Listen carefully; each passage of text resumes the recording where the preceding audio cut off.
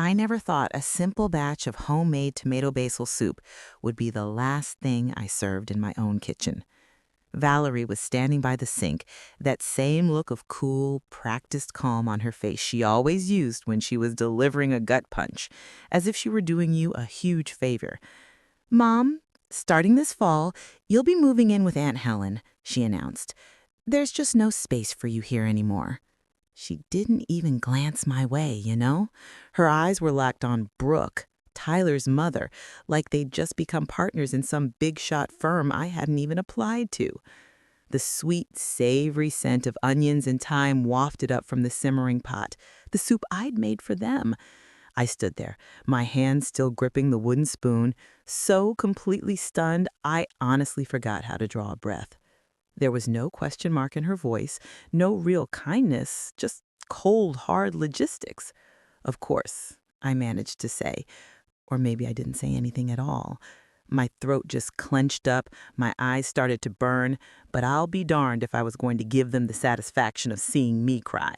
Brooke just smiled, the kind of smile you make when someone's just cleared your calendar for the year. Valerie's twins, Grace and Brooke, were running circles around the sofa, still wearing the little outfits I'd folded for them. My comfy slippers were tucked right under the ottoman. My favorite ceramic mug was sitting on the end table. That guest suite they'd been borrowing during their so-called renovations still faintly smelled of my lavender sachets. But suddenly, I was the visitor, the afterthought, the problem they needed to manage. I managed to smile, or at least I think I did. Then I mumbled an excuse about being tired and went off to rest. Instead, I just sat on the very edge of my bed until the streetlights outside started to flicker on. I didn't cry. I just stared. Not because I didn't feel anything, believe me, but because I felt absolutely everything all at once. Confusion, betrayal, white-hot rage, and, God help me, a strange surge of relief. When I finally heard them pull out of the driveway, I walked into the kitchen, turned off the burner, and ladled out every drop of that soup into a plastic container. I was not going to let them eat it. That night, sitting in the very same comfy armchair where I used to clip coupons and read storybooks to Valerie, I opened my laptop and listed the house for sale. No call to Valerie, no warning. If I wasn't welcome here anymore, then no one would be. Let me back up and tell you how we got to this point, because, honey, it sure didn't happen overnight. Just 5 months earlier, I was still their safety net, their reliable solution. Valerie and Tyler had called, practically begging, asking if I could watch the girls while they took a last-minute opportunity for a couple's getaway down in Tulum. I canceled my book club, rearranged my doctor's appointment, said yes, just like I always did. They stayed at my house the night before their early flight, ordered expensive Thai food on my credit card, accidentally spilled red wine right on my living room rug, and fell asleep watching some garbage reality show. Not once did Valerie even ask if I needed a hand with the girls' backpacks or their school snacks. That responsibility was silently handed over to me, like a coat to a doorman. And when they finally came back, all sunburnt and smiling, she handed me a tacky magnet that proclaimed, "Best Nana ever." I laughed, put it right up on the fridge. What a fool I was. But here's the unvarnished truth of it. My house had always been their backup plan. When their small bathroom remodel unexpectedly ballooned into a 6-month ordeal, guess who lived with? Rent free. When Valerie wanted a perfectly charming place to host her baby shower, but didn't want crumbs and chaos in her own pristine kitchen, it was my dining table that seated 30 women. They used to call me the glue that held the family together. They'd say it fondly, like it was a badge of honor I should be proud to wear. But when something gets stuck to the bottom of your shoe, well, you just scrape it off without a second thought, don't you? Looking back now, I just can't believe how often I truly mistook convenience for closeness. The first signs were definitely there, creeping in like shadows. The missed calls, the forgotten holidays, the subtle shift in Valerie's tone from warm to clipped, and then the final insult, packaged so neatly and delivered with that fake smile. "You'll stay with Aunt Helen. There's just no space for you here anymore." No space. I gave them space. I gave them a home. I gave them absolutely everything. And now I would give them absolutely nothing. This wasn't sudden, and that was the hardest, most humiliating part to finally admit. Once I peeled back all the layers, all the excuses, the rationalizations, the little white lies I told myself, the pattern became blindingly clear. The signs were there, shining brightly. I just kept deliberately choosing not to see them. They didn't come to my 70th birthday last fall. Valerie had sent a quick text that morning claiming that Brooke had surprised them with a wine country weekend. "Can we celebrate another time?" she asked, as if birthdays were flexible appointments. I said, of course. That other time, naturally, never came. Easter Sunday, they skipped the big family lunch we'd held every single year since Valerie was in braces. I ended up spending the day eating leftover ham with Helen, who at least had the decency to pretend it still mattered. But when they did show up, it was always with a request. "Can you watch the girls Friday night? Do you mind if we use your address for the school enrollment? Can we borrow your truck for the weekend? Can we stay over while the new flooring is installed?" Always framed like favors I should be flattered to give. Always carrying that unspoken message. "You're so helpful, Mom. We're so lucky to have you." And I believed it because I desperately wanted to, because believing I was needed felt close enough to being loved. But the moment that truly broke me wasn't even what Valerie said about moving in with Helen. It was the expression she wore when she said it. Proud, certain, almost smug. She actually thought she had handled me. Thought she'd swept me neatly off the board like a useless pawn, opening up the game for her real family. Brooke, her polished, ever-present mother-in-law, the one who brought perfectly ribboned bundt cakes and said "we" when referring to decisions about my own grandchildren. The one who was always dressed like she was expecting company and always, somehow, in my way. Valerie didn't stumble through that announcement. She delivered it like a proposal already signed off by the board. And that's when I finally stopped waiting for decency, for explanations, for some tiny scrap of softness. And that's when it hit me. She wasn't actively trying to be cruel, you know. She simply didn't care if she was. They thought I was stuck, old, alone, mortgaged, and completely manageable. They didn't know I'd spent the last 5 years slowly untying the financial knots they tried so hard to keep me tangled in. What they saw was a tired woman with fading routines and a predictable calendar. They never bothered to look any closer. They never once asked why I stopped mentioning my bridge club or why I never invited them to my book group anymore. They certainly didn't notice the unopened mail sitting on the side table because, believe me, it never arrived there by accident.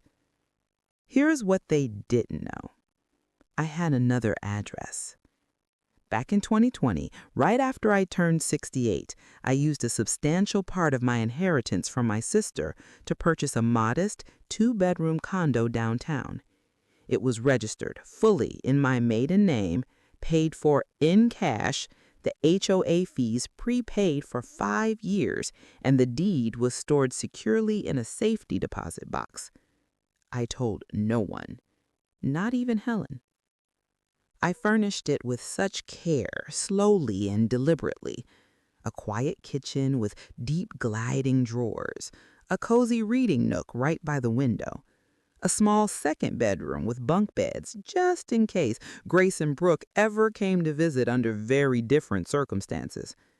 It became my shadow life, a backup plan that transformed into a true sanctuary. I spent the first night there just after moving out of the house. No announcement, no dramatic, tearful exit, just a slow, deliberate packing of the things that truly mattered. Photo albums, birth certificates, insurance files, and a few pieces of my mother's jewelry that Valerie had never once asked about because she simply assumed she'd get them eventually anyway. I left the house spotless and clean. The beds made, the fridge wiped down, No sign of malice, and certainly no room for pity. Just absence. The for sale sign went up the very next morning. I didn't tell Valerie. I didn't need to. I was going to let them figure it out when the realtor's card showed up in the mailbox. It was time they understood something essential. I was not a fixture, not a backup plan, not a resource to be quietly shuffled out of the frame when the picture no longer suited them. 3 days after I left, I sat across from a woman who did know my name and knew exactly how to protect it. Eleanor Hayes wasn't just my estate attorney. She'd helped me rebuild everything after George passed, walk me through probate, help me retitle accounts, and she'd actually insisted I add layered protections in case your daughter ever turns out to be more like your brother. I remember laughing back then. Now I absolutely understood what she meant. Her office hadn't changed much. Same framed law degrees, same soft jazz floating through the speakers, same quiet fierceness in her eyes. She asked, "Are we ready to finalize the quitclaim transfer for the house?" flipping through a manila file tabbed neatly with my name in blue ink. "Yes," I said, "but I'm also ready to amend the trust." Eleanor didn't ask why. She just reached for a fresh legal pad. "I want Valerie and Tyler removed as contingent beneficiaries. If anything happens to me, the proceeds are to go into the education fund for the twins, but strictly under Helen's supervision." I added, "I also want to block any financial rights they might attempt to assert." She nodded, already scribbling. "And the condo protected," she said, tapping the file. "Held in a secondary trust under your maiden name. No paper trail leading back unless someone really knows where to dig." She looked up, her eyes meeting mine. "Is this about the email you mentioned on the phone?" "That and everything it confirms," I replied. Eleanor leaned back, sighing, through her nose like a woman who had seen too many versions of this exact story. "They think you're vulnerable," she stated simply. "No," I corrected her gently. "They think I'm finished." I left her office with a thick packet of documents, 2 newly notarized forms, and a sense of calm I hadn't felt in years. Legal calm. The kind of calm that comes from ironclad facts, signatures, and paper shields forged from truth. They thought I'd just accept what they gave me, let them push me aside with a polite nod and a casserole dish. But they forgot who handled all the paperwork when George died. They forgot that I still had my name, and now it was the only one on that deed. This wasn't revenge, really. I wasn't trying to hurt them. I wasn't even trying to teach them some moral lesson. I was trying to win, and winning for me meant peace, privacy, and control over what I had left and who had access to it.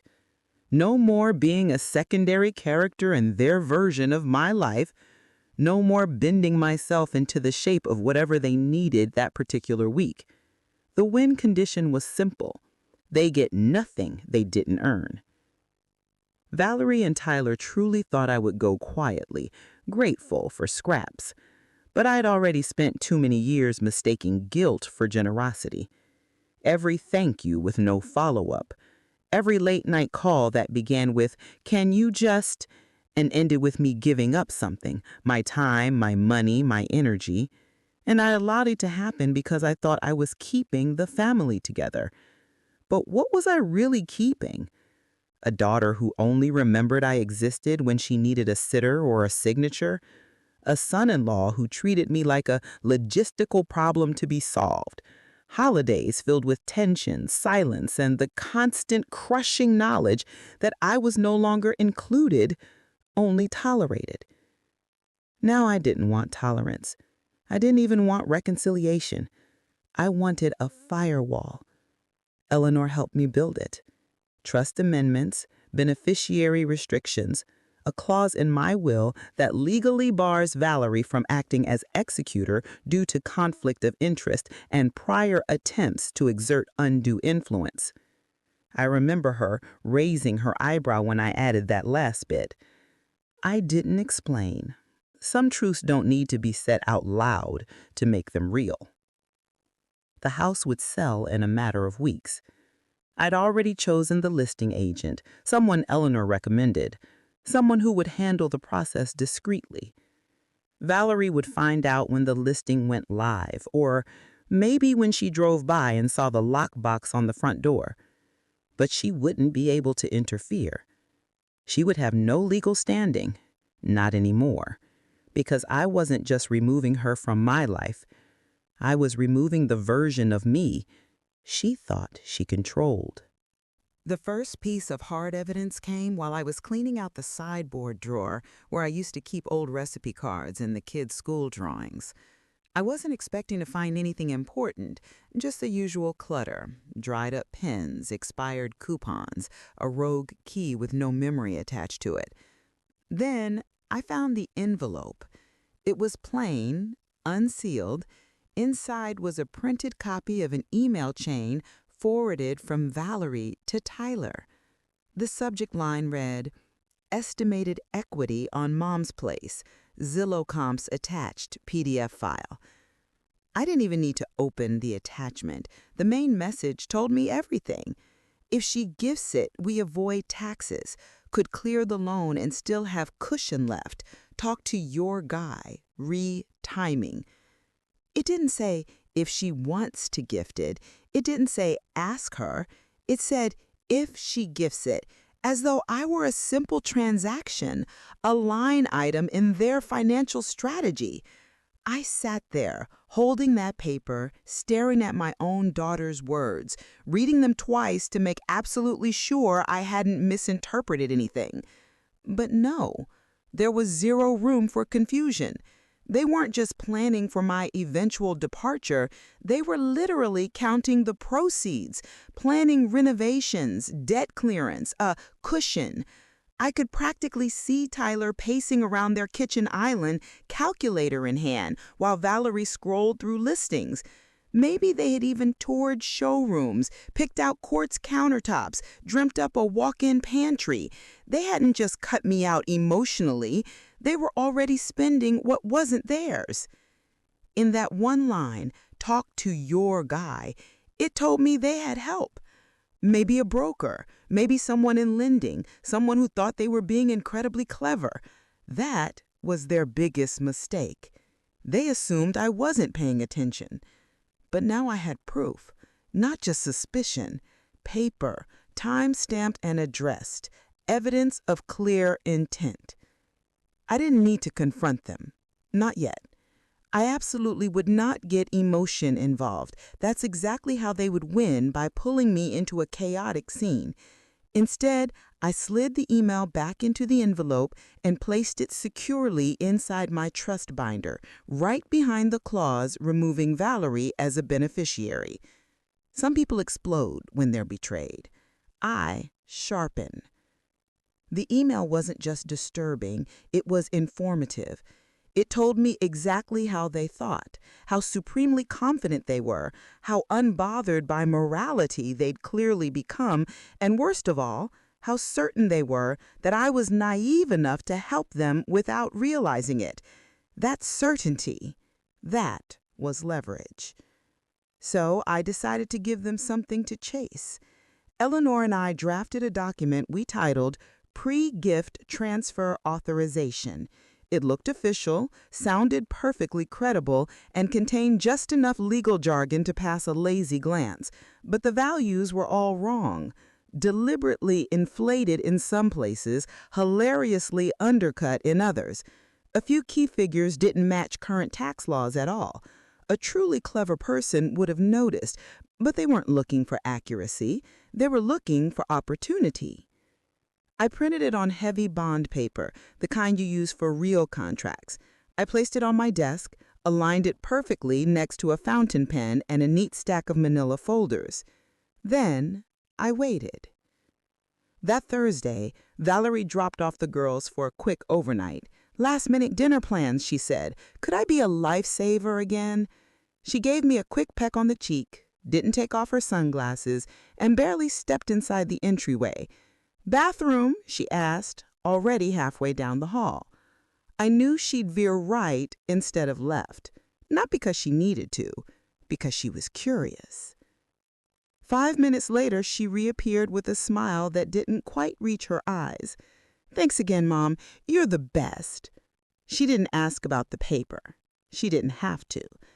That night, after bedtime stories and goodnight hugs, I walked into my office and found the fountain pen ever so slightly moved. She'd seen it. And in doing so, she'd done something far more useful than simply ask me for the house.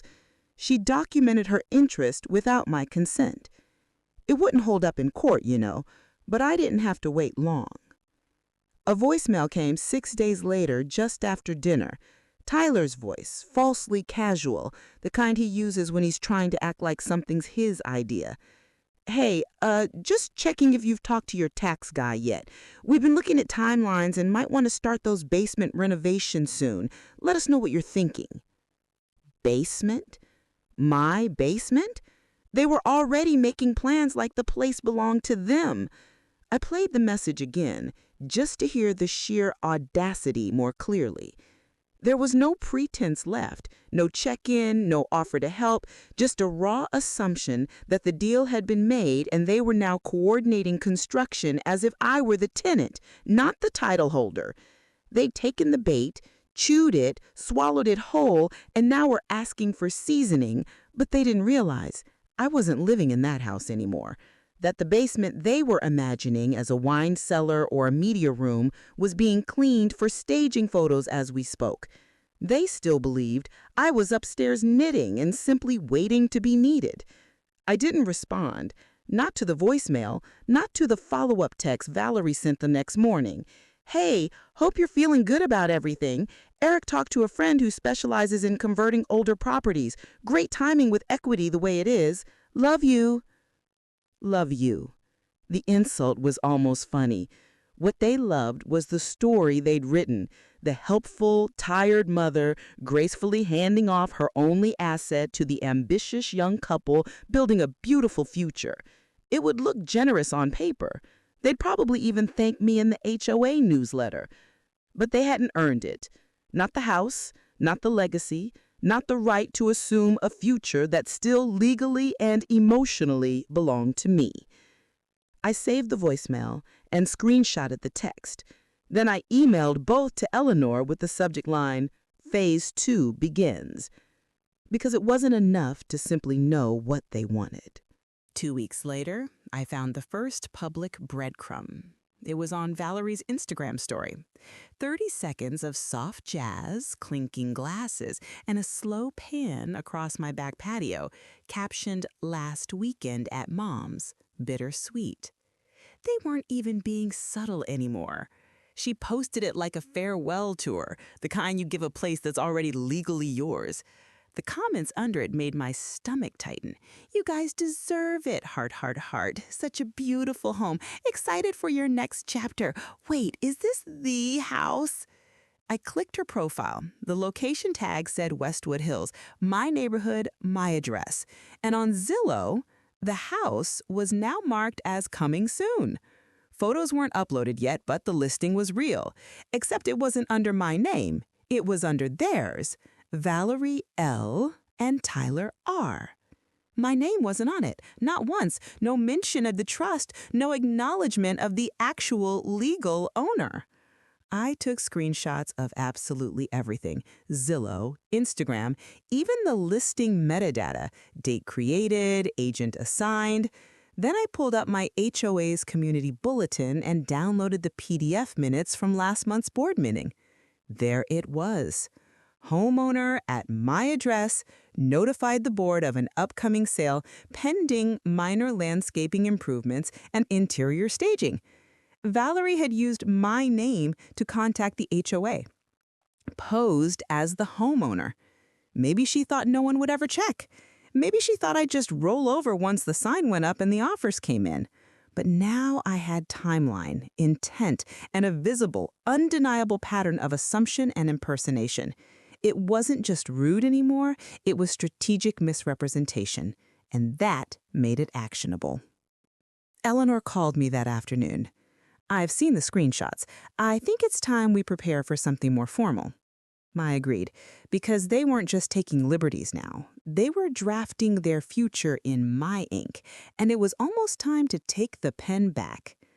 The next call came on a Tuesday morning. Eleanor's voice didn't waver, but I could hear a subtle change in her breath. She said, "They've submitted a forged power of attorney to the title company. They're trying to fast-track a refinance under your name." For a moment, I didn't understand the words. Not because they weren't clear, but because the weight of them hit all at once. It wasn't just assumption anymore. It was fraud. I said, What?" "They faxed over a scanned document last night, signature dated 6 weeks ago, claimed you were preparing for long-term care and needed to consolidate assets. They listed Tyler as your financial agent. The notary, unregistered." I sat down at the edge of my bed. My knees didn't give out. I didn't sob or scream, but something in my chest shifted. Not pain, not yet. Clarity. A kind of steel-edged stillness that comes when the last possible benefit of the doubt has finally died. I said, "They forged my name." "Yes, and they didn't even do it well." She forwarded me the document. There it was.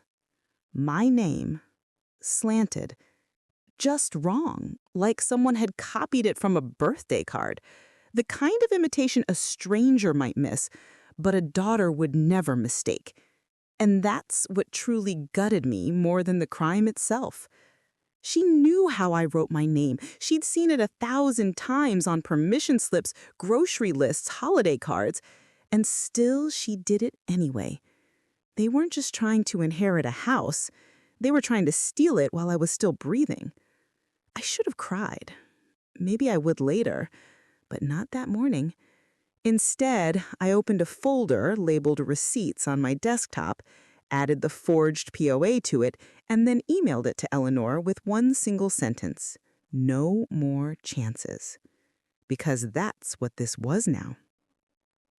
That night, I reheated soup in my new kitchen. The same exact soup I'd made the day Valerie told me I'd be moving out.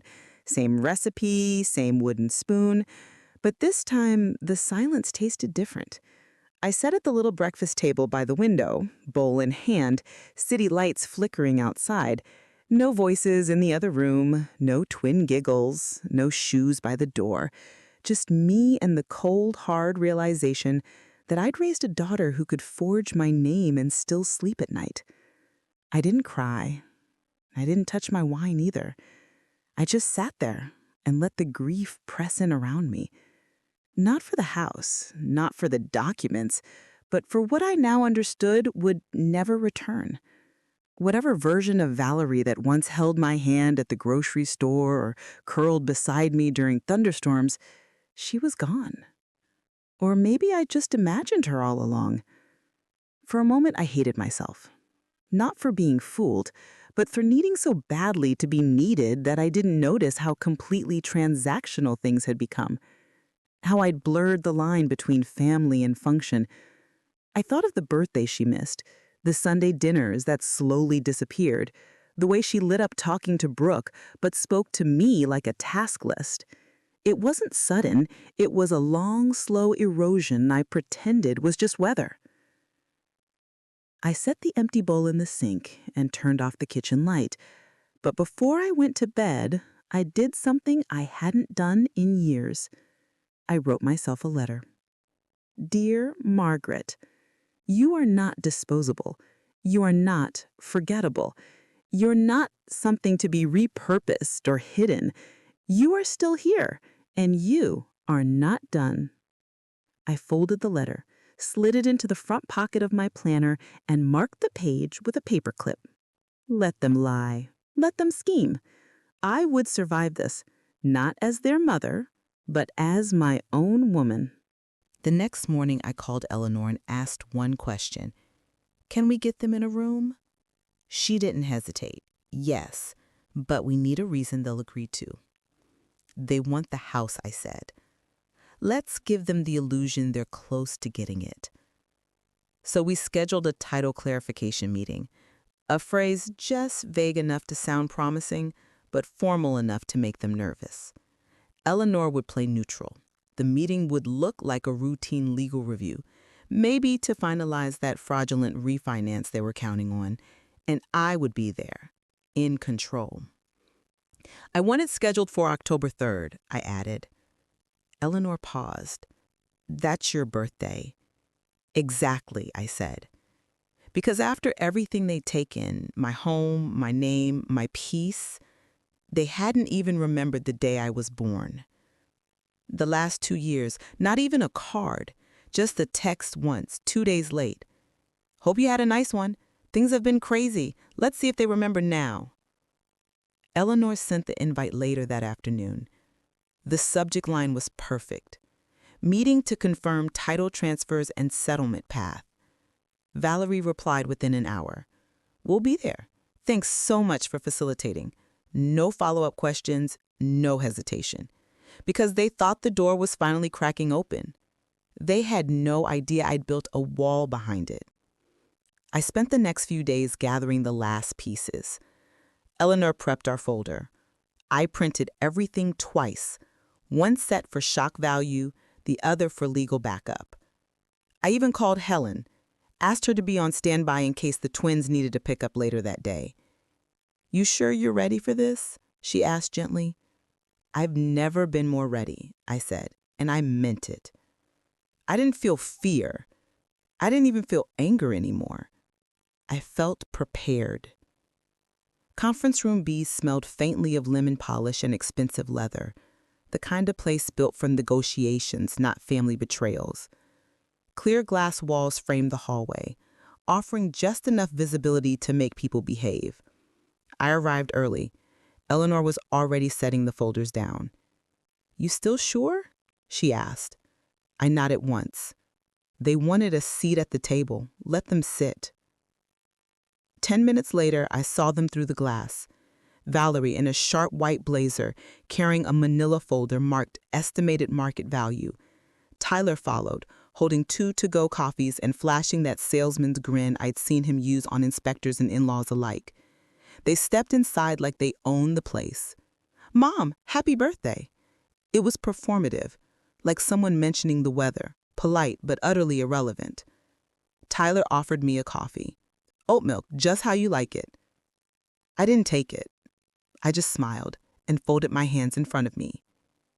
Eleanor shut the door. Her voice was smooth and measured. Thanks for coming. Today's agenda is simple: to review title clarity and discuss next steps per your stated intentions. Tyler opened his folder. Great, we've actually done a little prep. He pushed a printed spreadsheet forward. We ran some numbers based on recent sales. If we wrap this up before winter, we avoid capital gains exposure, plus we've got a contractor on standby for the basement. Valerie slid her folder toward me, smiling like we were partners in something. We've put together a plan that we think reflects everyone's best interests.